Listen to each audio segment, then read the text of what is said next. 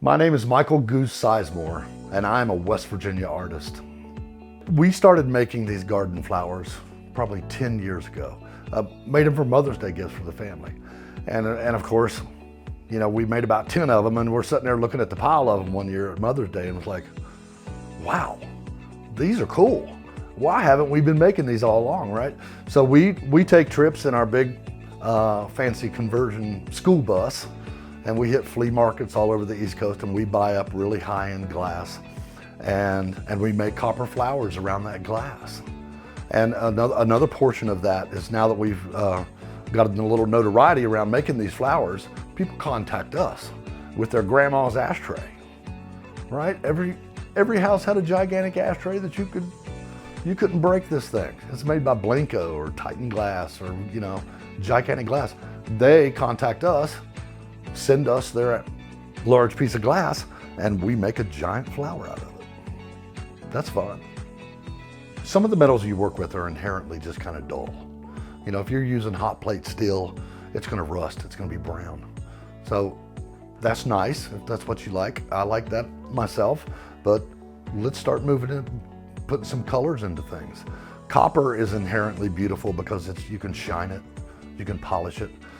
We have a process that we use in the copper shop at our home, that when we take the torch and we color this copper, it puts out a rainbow effect. It's very random and it's very chaotic. But we have learned how to control the atmosphere around this torch to make that a sellable color, to change the vibrancy of the copper.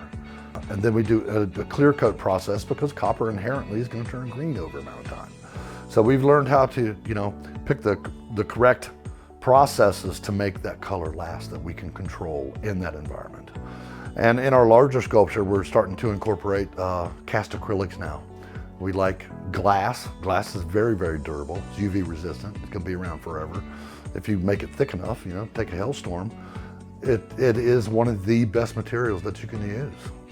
And the colors available out there in the blowing glass world is just phenomenal. We love it. So we're starting to do a whole lot of colors, bring colors into our work, and we're still experimenting with more and more ways of doing it, but we've really got some good stuff down in bringing color into our metals.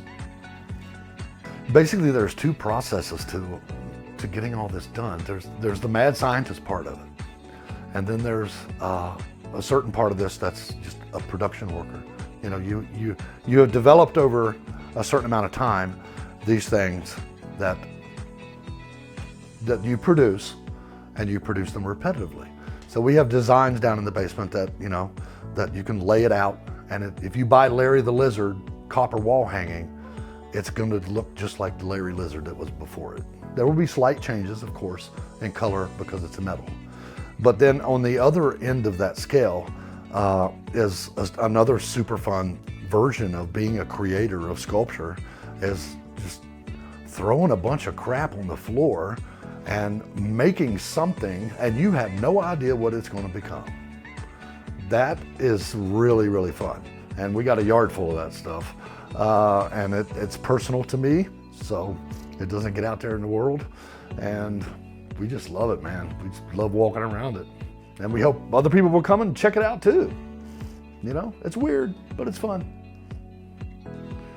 My name is Michael Goose Sizemore, and I'm a West Virginia artist.